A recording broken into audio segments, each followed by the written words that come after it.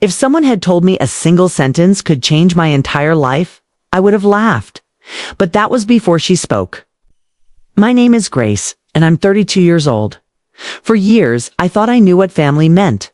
Love, loyalty, and trust. I married Mark because I believed in all of that. I believed in him, believed in us. But nothing could have prepared me for the day my world cracked open. All because of 7 little words. It happened when my in-laws left for their dream vacation in Hawaii, leaving me behind to care for Sophie, my sister-in-law, who, until that moment, had never spoken a word. We all thought she was silent, fragile, broken. But in a matter of seconds, Sophie shattered every illusion I had ever held. And with it, she handed me the truth I had been too blind to see. This is the story of how one quiet girl helped me find my voice and my freedom. I met Mark when I was 27 at a friend's birthday party in Charlotte. He was charming, funny, and had that polished confidence that drew people in. I was working as a junior designer for a small fashion brand at the time, barely making rent but proud of every step I'd fought to take on my own. Mark was different from anyone I'd dated. He was stable, successful, and, in the beginning, thoughtful in a way that made me believe I'd finally found someone who valued me. We fell in love fast. Too fast, maybe. 6 months later, he proposed on a quiet beach during sunset, and despite a tiny voice in my gut telling me to slow down, I said yes. I wanted so badly to build a home, to be part of something solid.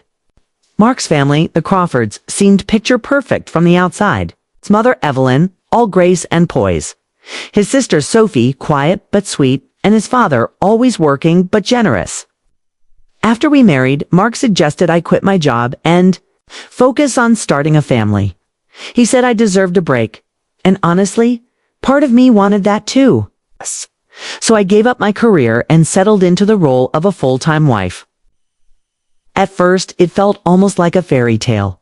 Lazy mornings, weekend trips, and the kind of stability I thought I'd always wanted.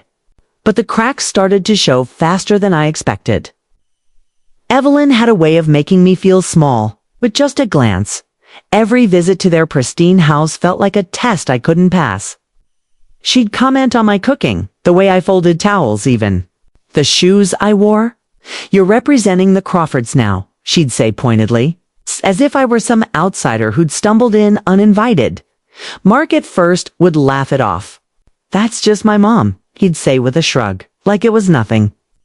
But soon I noticed how he began to change. To dot the affection that once felt effortless became something I had to chase. Our dinners grew quieter, our conversations shorter. He worked late more often, and when he was home, his eyes were usually glued to his phone. Still, I tried. I cleaned, cooked, smiled through the tension, told myself this was just a phase. And through it all, there was Sophie, Mark's younger sister, who had been diagnosed with severe nerve damage after a childhood illness. She couldn't speak or walk. And yet there was a gentleness about her that drew me in, while Evelyn bossed me around and Mark drifted further away. Sophie was the only one who made me feel seen. I started spending more time with her. She'd sit by the window, sketching little pictures with surprising skill. We developed a silent understanding. I'd bring her tea. She'd offer me a shy smile. I couldn't explain it, but with Sophie, I felt like I didn't have to pretend. If only I had known how much she was pretending to. Looking back now, I realized the signs had been there all along. Mark's distant stares, his clipped responses, the way his phone was always flipped over on the table. But at the time, I wanted so badly to believe everything was fine that I ignored the nagging ache in my chest. One evening, as I was folding laundry in our small apartment, Mark came home later than usual. His tie was loose, his eyes tired, and before I could even ask, he mumbled something about back-to-back meetings. I brought him a plate of dinner, but he barely touched it instead. He sat there scrolling through his phone, so checked out that. It felt like I was dining alone. Sophie became my refuge. I visited her almost every other day, finding quiet comfort in her presence, I'd sit beside her while she sketched. And we'd share peaceful silences that felt more genuine than any words. Mark had spoken to me in months. Over time, I noticed Sophie's drawings shifted, from simple flowers and houses to more emotional, almost haunting pieces. One day, she handed me a sketch of a woman standing alone at the edge of a cliff, wind whipping through her hair. There was something eerily familiar about it, something that made my stomach twist. I glanced at Sophie, searching her eyes for answers, but she just gave me a soft smile and pointed at her heart. I didn't know what to make of it at the time. Then came the trip to Hawaii. It was a rainy Saturday morning when Mark sat me down in the kitchen. He looked uncomfortable, like he was rehearsing bad news. "My parents and I are going to Hawaii next week," he said, avoiding my gaze. "Oh," I replied, a bit stunned. "And what about me?" He hesitated. "We thought it'd be best if you stayed here to look after Sophie. Traveling's too hard for her. And honestly, Mom thinks you're the best person for the job." I felt a cold wave of disappointment wash over me. Hawaii was a place we'd once dreamed of visiting together. Now they were going without me. And I was being left behind once again to play caretaker. I wanted to protest, to ask why I hadn't been part of the conversation. But before I could find the words, the doorbell rang. Evelyn walked in, her smile tight and eyes sharp. "Mark explained everything, didn't he, Sophie?" Her tone leaving no room for argument. "We're counting on you." I forced a polite smile, my hands clenched under the table. "Of course. I'll take good care of Sophie." Evelyn nodded, satisfied, and turned to leave. As soon as the door shut behind them, Mark gave me a brief, almost guilty look. "Thanks, Grace. I owe you." And just like that, he was gone. Left alone in the quiet apartment. I stared at the empty hallway, a sinking feeling settling deep in my gut. Something wasn't right. I didn't know what it was yet, but I could feel it coming, like a storm gathering just out of sight. A few days later, I moved into Mark's parents' house to stay with Sophie. When I arrived, she was waiting by the window, her eyes lighting up when she saw me. I sat beside her, brushing a strand of hair from her face. "Looks like it's just us now," I signed with a small smile. Sophie's expression darkened slightly. "Sign back, they left you again." The words hit me harder than I expected. I nodded slowly, my throat tight. Yes, I signed back.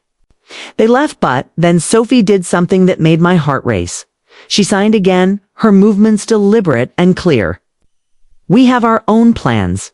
They'll be surprised." I stared at her, stunned. And for the first time, I realized that Sophie had been holding on to a secret far bigger than I ever imagined. The next morning felt different. There was a quiet tension in the air, like the house itself was holding its breath. I brought Sophie her usual cup of tea and found her sitting by the window, gazing out at the garden. I knocked gently and stepped inside. "Good morning," I said softly. Odd. But instead of her usual nod or smile, Sophie did something that made my world tilt on its axis. She stood up. I froze, the cup trembling in my hand. "Sophie, what are you doing?" I whispered, my heart thudding wildly. She stepped forward, her movements smooth and steady, and looked me straight in the eye. Then, for the first time since I'd known her, Sophie spoke, her voice soft but unwavering. "Grace, sit down. There's something you need to know." I nearly dropped the cup. You can talk. You can walk." I stammered, struggling to process what I was seeing. Sophie nodded calmly. "I never lost the ability. It was all an act, a shield I had to maintain to protect myself from Evelyn." My mind raced. Memories flashed. Every time I'd pushed her wheelchair, every word I'd signed, every look of quiet sadness I thought I understood. It had all been a lie. "Why?" I finally managed to ask, my voice cracking. Sophie sat down across from me, her gaze steady. "Because I'm not who they say I am. Evelyn isn't my real mother." My father was married before, and I'm his daughter from that marriage. After he died, Evelyn took control of everything. She saw me as nothing more than a burden, a mistake she had to tolerate. When I was 10, I got sick. Evelyn delayed taking me to the hospital, hoping the neighbors started asking questions. She told everyone I had brain damage. I realized then that the less of a threat I appeared, the more freedom I had. I sat there stunned, my thoughts colliding like a train wreck. But why tell me this now? Sophie's eyes gleamed with something I hadn't seen before: determination. Because it's time to stop hiding. I've been waiting for the right moment, and this is it. Evelyn and Mark think they've won, leaving you behind like a discarded toy. But they don't realize they just gave us the upper hand. She stood and walked to the closet, pulling out a small suitcase and a folder. I've been planning this for years, she said, opening the folder to reveal documents, photographs, and, shockingly, recordings. Every time Evelyn and Mark plotted something behind your back, I documented it. I knew one day it would be useful. My head spun. You knew all along what they were doing. Sophie nodded. I saw how they treated you, Grace. I saw the coldness, the manipulation. And I knew you were better than all of it. That's why I'm trusting you now. She pulled out 2 plane tickets. We're going to Hawaii. I blinked, completely thrown. What? Mark and Evelyn think they've escaped, but we're going to show them that their little paradise isn't as safe as they think. We'll confront them with proof, and make sure they can never hurt you again. I stared at her, my pulse racing. Part of me was terrified, but another part, the part that had been quietly breaking all these months, felt something else. Relief. A spark of hope. I looked at Sophie, her strength radiating through every word and action, and I realized she wasn't just helping me, was setting both of us free. Are you sure about this? I asked quietly. Sophie's lips curved into a small, confident smile. Never been more sure of anything. I took a deep breath and nodded. Then let's do it. And just like that, the pieces of my broken world started to shift. Not toward destruction, but toward something stronger, something new. We were no longer victims of their games. We were about to become the authors of our own ending. The plane touched down in Honolulu just after sunrise, bathing everything in soft gold. I sat beside Sophie, still stunned by how much my life had changed in just a few days, less than a week ago. I'd been a silent bystander in my own marriage. Now I was about to face my husband, and mother-in-law had dawned, armed with the truth. Sophie was calm, her sunglasses on, looking every bit the confident woman she was always meant to be. She squeezed my hand as we left the airport. "Remember?" she whispered. "This isn't about revenge. It's about reclaiming your power." We checked into a beachfront resort, a different building, but the same property where Mark and Evelyn were staying. Sophie had planned every detail down to the minute. That evening, we got dressed for dinner, Sophie in a sleek emerald blouse, her hair pulled back in a chic ponytail, and me in a navy dress that made me feel stronger just wearing it. At 7 p.m., we slipped quietly into the poolside restaurant. The place was buzzing with laughter and clinking glasses, but my eyes locked instantly onto Mark and Evelyn. Sitting at a candlelit table with another woman, my heart clenched. The woman was younger, polished, leaning in close to Mark, with a hand resting on his arm. Evelyn looked thrilled. Raising her wine glass like she didn't have a care in the world, Sophie tugged me back behind a row of potted palms. "That's her," she whispered. "The one he's been seeing." I recognized her from the photos on Evelyn's phone. I swallowed hard, my hands shaking slightly. "What's the plan?" Sophie gave me a cool smile and handed me an earpiece. I planted a small recorder under their table earlier. "Let's see what they've been saying." Slid the earpiece in. At first, just clinking glasses and background noise. Then Evelyn's sharp voice cut through. "She's useless, Mark. You made the right call. Once you divorce her, we can finally move on without dead weight." Mark's voice followed, low and smug. "Yeah, my..." Lawyer says if we frame it right, I won't have to pay her anything. Emotional neglect or something like that. My stomach turned. I yanked the earpiece out and met Sophie's gaze. No more hiding. We stepped out of the shadows, heels clicking on the polished wood deck. Mark looked up first. Todd's his eyes widened in horror, his fork clattering onto his plate.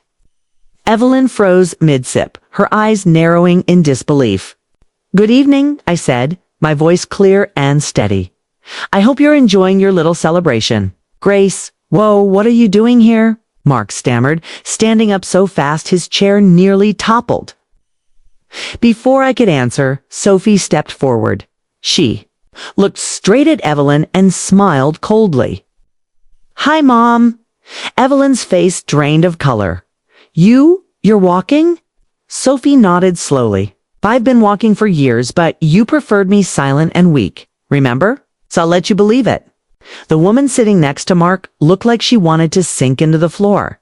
She quietly scooted her chair back, eyes darting around. I pulled out my phone and hit play on the recording. Mark's and Evelyn's voices rang out loud and clear over the quiet restaurant noise, every word, every cruel intention laid bare for everyone nearby to hear. Mark lunged forward, hissing, "Turn that off. You're making a scene." I held his gaze, my voice ice cold. "You made this scene, Mark. I'm just giving it a spotlight." Other diners began to stare, whispering behind their menus. Evelyn's hands trembled as she set her glass down. "Grace, we can explain. No need." I cut in sharply. "I have all I need, and my lawyer will too." Mark's face twisted with anger and panic. "You think this is going to fix anything? You're ruining everything." I smiled softly. "No, Mark. I'm saving myself." Big difference. Sophie stepped up beside me. "And if you think we're done here," she added coolly, "think again." Mark's mistress grabbed her purse and practically ran out of the restaurant, leaving him standing there, fists clenched, humiliated. Security approached politely, but firmly asking Mark and Evelyn to leave after disturbing the peace. I watched them go, their once proud figures shrinking as they disappeared into the night. Sophie and I sat down at a quiet corner table, breathing in the salty air. The tension finally melting away. She raised her glass of sparkling water. "To freedom," she said, her eyes shining. I clinked my glass against hers, a slow smile spreading across my face. To finally being seen and heard, and for the first time in a long, long time, I felt free. The days after our confrontation in Hawaii felt like waking up from a long, twisted dream. I returned home stronger. No longer haunted by the endless loop of guilt and self-doubt that had weighed me down for so long. The old Grace, the woman who once bent over backward to please everyone, was gone. In her place stood someone new, someone who had learned the hard way that silence and patience are not the same as strength. The legal battle moved faster than I expected, with Sophie's help and the mountain of evidence she had gathered. My lawyer built an airtight case. Mark tried to fight it at first, but the more he pushed, the more tangled he became in his own lies. In the end, the court ruled in my favor, granting me a fair share of the marital assets, spousal support, and even a formal apology, though no words could ever truly make up for what I'd endured. But more important than any settlement was the peace I found within myself. I moved into a small apartment downtown, nothing extravagant, but it was mine. Every inch a symbol of freedom and resilience. I found work as a freelance consultant, choosing projects that aligned with my values and refusing to let anyone belittle or undermine me again. For the first time in years, I woke up each morning excited about my own future, no longer shackled by someone else's expectations. Sophie and I grew even closer after everything. She finally enrolled in the graphic design program she'd always dreamed of, and her talent blossomed in ways I'd always known it would. We often met for coffee or long walks in the park, and though we were no longer technically family, she remained my sister in every way that mattered. One afternoon, as we sat on a bench watching the sun dip below the horizon, Sophie turned to me and said something that's stuck with me ever since. You know, Grace, sometimes the hardest battles we fight are the ones no one else can see, but that doesn't mean they aren't worth it. I nodded, squeezing her hand. And sometimes, I added, the quietest voices are the ones that change everything. Months passed and life settled into a peaceful rhythm. But I didn't forget what I'd learned. I started volunteering at a local women's shelter, offering workshops on financial independence and emotional resilience. It wasn't long before a few of us co-founded a small nonprofit organization dedicated to supporting women, escaping toxic relationships. Helping others find their strength became my new purpose, a mission born from the ashes of my own pain. Then, one chilly autumn morning, there was a knock at my door. I opened it to find Mark and Evelyn standing there, both looking far from the polished, powerful figures I remembered. Mark's eyes were hollow, his shoulders slumped. Evelyn's face was lined with something I'd never seen before. Regret. Christ, Mark began, his voice cracking. We need your help. I said nothing, simply standing in the doorway, letting the silence stretch between us. Finally, Evelyn spoke, her tone soft, almost pleading. We were wrong. About everything. We've lost everything. I took a deep breath and shook my head gently. I'm sorry for your pain, I said calmly, but I won't lose myself again by trying to save. People who once broke me. Their shoulders sagged, and after a long, heavy pause, they turned and walked away. I closed the door behind them, my heart steady. I wasn't angry. I wasn't bitter. I was simply done. I stepped out onto my balcony, breathing in the crisp fall air. The city buzzed softly below me, alive with possibility. I hugged the knitted pillow Sophie had made for me. A small but powerful reminder of everything we'd overcome. Not every story has a happy ending, but sometimes the best endings are the ones where you find yourself. And for me, this wasn't just an ending. It was the beginning of a life I had finally chosen for.